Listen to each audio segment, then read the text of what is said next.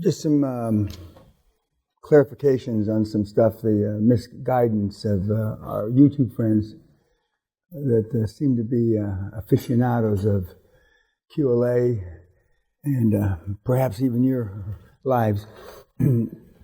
There's an obvious difference from the current crop of gurus, most of which are personal development, which I'm certainly not that. In fact, when I'm called a personal development person, that's insulting to me. That's like your wife's got a fat ass, you know. Them's fighting words to me. The few guys and gals that are success-type coaches that are truly Olympians, world record holders, and that kind of thing, are teaching other people how to get gold medals. I mean, those people are qualified. Virtually nobody else is. They're all full of shit. And for me to be lumped into that category, again, them's fighting words.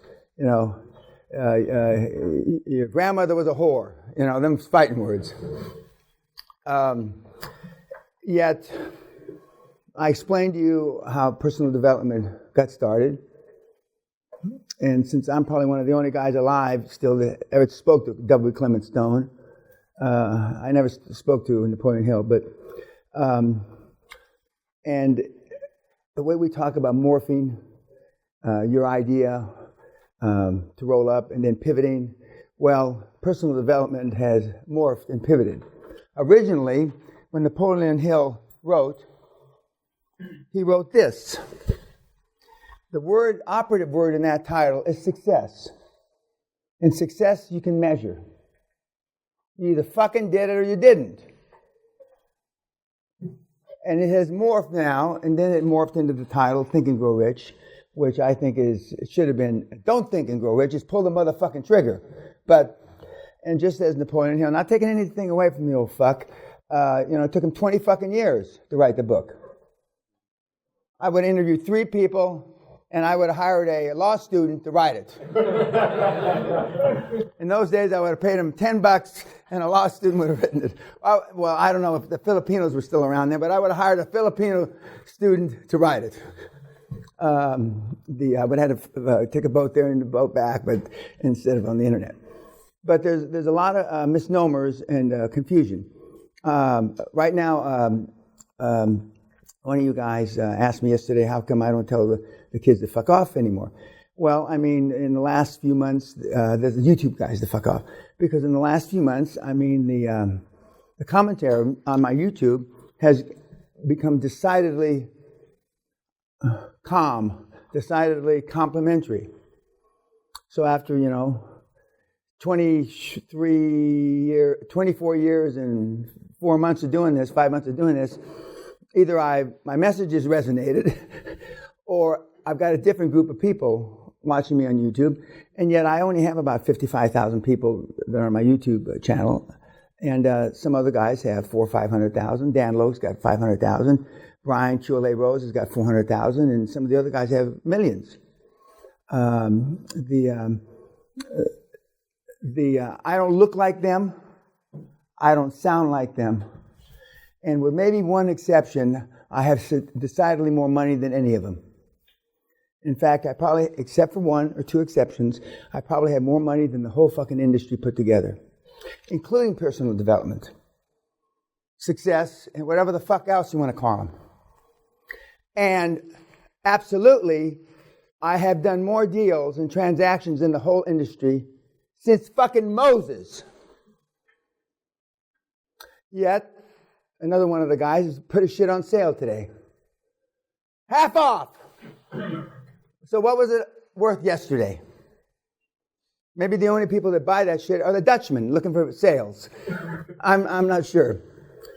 But this, what you're learning here, and what you're being pounded on and taught, and for the next mentorship for the next 12 months, isn't anything even remotely close to being out there. And of course, virtually all of it is online for free. For free. I have people sending me prayers now, and I'm appreciative. I'm not saying it with any disdain in my heart or in my voice. 29th Psalm and this and that, and that's all great. And my life turned around, and my mother died in peace, knowing that I was doing QLA, and that's all great. And I'm glad the old lady died in peace. But I'm not here to help old ladies die in peace. I'm here because I'm a selfish cocksucker that wants to be known as the greatest motherfucker that ever walked the planet.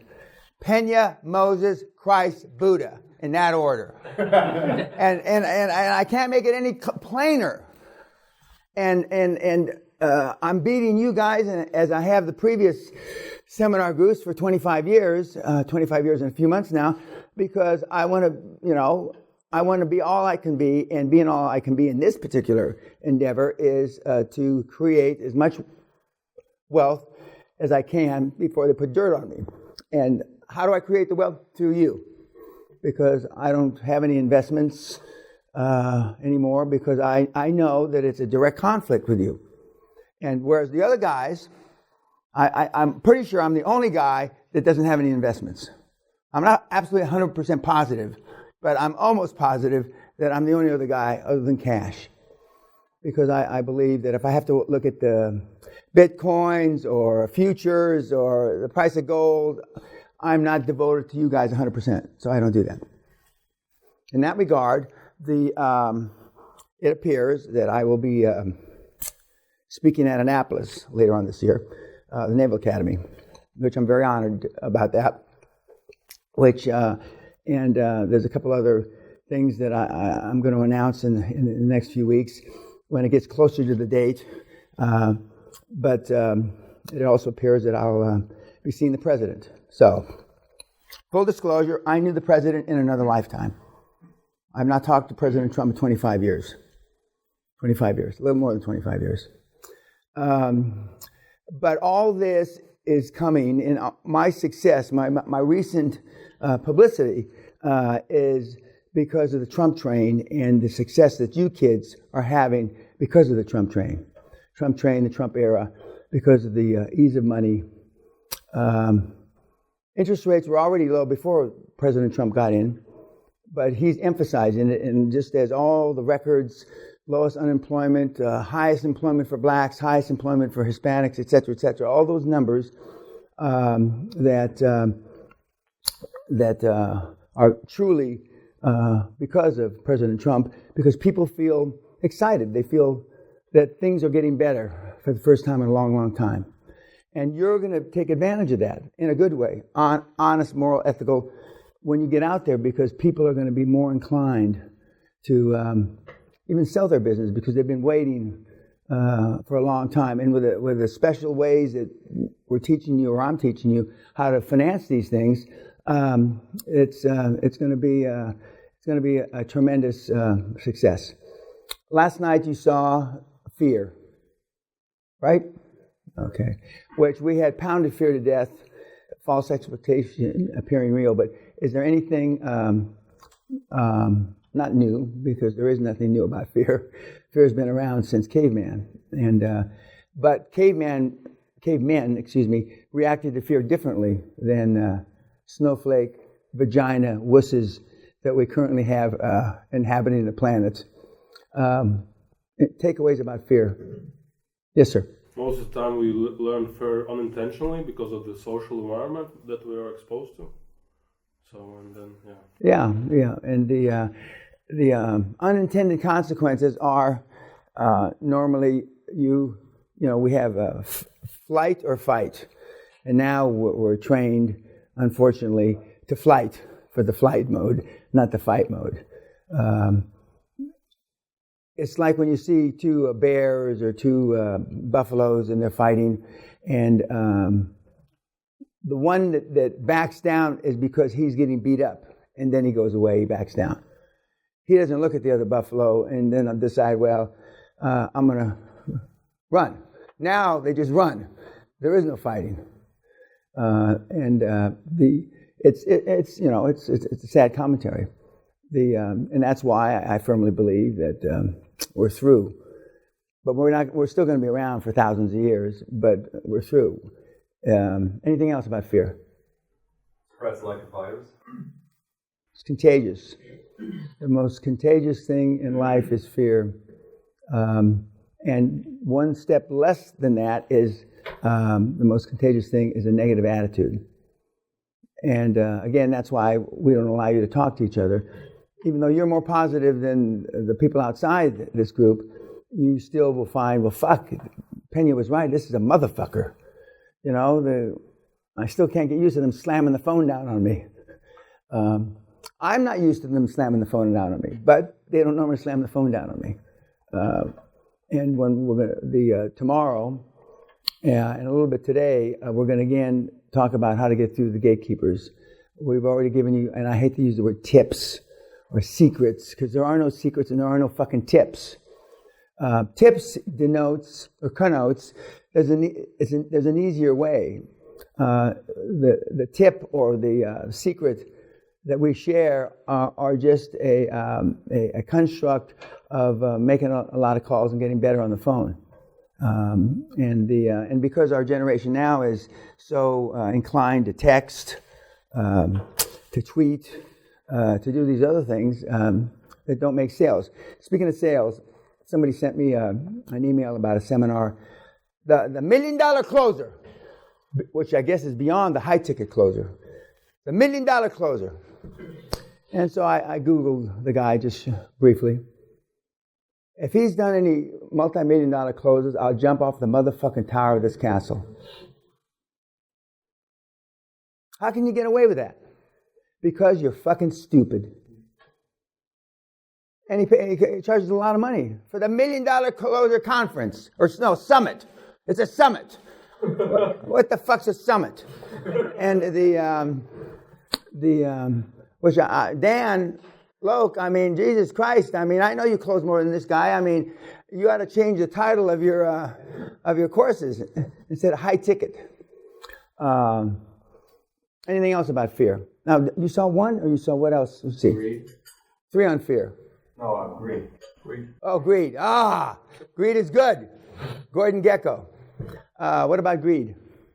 Low interest rates make a dream come true. A fucking man. Boy, this system worked when there was 15, 16, 17, 18% interest rates. Most of your businesses would be out of business, for those of you that have debt, at 15% interest rates. But the system still worked. And the guys up there made it work. But they had to look harder for a motivated seller and the deal. Because most deals don't work at 15, 16, 17% interest rate. Greed, well, the movie got a bad name for Greed is Good. But just like there should be a movie, being selfish is good. Because unless you're selfish and you want to be all you can be, that's the only way you can be a better father, a better husband, a better son or daughter, etc., etc. So as opposed to the word greed, I would say selfish, because most people that are determined or labeled as greedy are also labeled as being selfish. And what was the third one? That was it? Just 2, okay. Any other comments about either one of the films that you saw last night? The masses can be controlled through fear. Absolutely. I mean, Adolf Hitler was perhaps the preeminent expert in that area. Stalin, Mussolini, in not current era, but more or less current, because they were in the last 75 years. But it's worked, Mao Zedong made it work. And a lot of people made it work. The Romans, the Greeks made it work. And now, all those civilizations that made it work, this civilization doesn't want it to be based on that. And those civilizations lasted maybe, the Romans lasted maybe 1,000 years. Hitler wanted to have 1,000 years. And our societies really only worked or been around if you count recent Europeans, maybe 250, 300 years. Remember, Britain ruled the world. 2/3 of the planet was theirs, with something called gunboat diplomacy. If they wanted it, they motherfucking took it. The Dutch, the Portuguese, the French, the Spanish, to name a few, also used something close to gunboat diplomacy. They forced their will because they believed in the greater good, that their will was better, smarter, because they knew that they were smarter than the indigenous poor Indians and whoever they were taking over. Now, whether they were smarter or not is really not the point, and they probably were because they were more educated. But that begs a whole question, a line of questioning whether just because you're more educated, are you smarter? And we have some well-educated people in this room. And we've had some tremendously well-educated people come through the seminar over 25 years. But that has no correlation to creating generational wealth. And again, generational wealth is wealth that would normally take you 20 to 25 years, and that's the normal definition of a generation, and 3 to 7 years. 3 years if you do it all correct, like Josh Kim has. He's almost done it all correct, not all. And then 5 to 7 years if you fuck up and you're a retard monkey. But notice, even the retard monkeys can do it in 5 to 7 years. Now, you come from families that are older than one generation, just everybody in this room, 2, 5, 10, 7, whatever generation. And what have they created? Fuck all. Fuck all. So you have the opportunity to create more wealth in your whole family line. Now, me saying I created more wealth than my whole family since Moses is not saying that fucking thing. Believe me. I mean, because they didn't create fuck all. At the very most, they created pensions because they worked for the government. And my dad, when he passed away, had 3 pensions. And everybody thought he was rich. And I have cousins that have pensions, and that's great. But that's not generational wealth. And if the entity that issued that pension ever gets in trouble or goes out of business, they're fucked. But nobody, like Christmas, Thanksgiving, or whatever, when the families get around, nobody talks about that. Well, what if the government or the municipality, I have some cousins, or at least 2 cousins that work for a municipality. They have a teacher's pension fund, unlike the Canadian pension fund that we talked about yesterday. And God bless that Canadian pension fund. I made fun of them, but God bless them that they're there. It would be very difficult for them to go out of business. The billions of dollars they have under management. Anything else about either one of those 2 movies? Now, today we're going to see another Josh Kim. Today we're going to see the guy that did the LBO, the Puerto Rican whose light bulb went off in his head when I suggested that he buy the company away from the private equity firm himself. And it's completed now. The deal's done. Done and dusted, as they say in this country. And then we're going to go in more detail about the interviewing process, and again, covering the questions. And again, virtually everything that we're going to cover are on the gigs, on the slides, or on my website. Any other questions about anything? Okay, YouTube, thank you.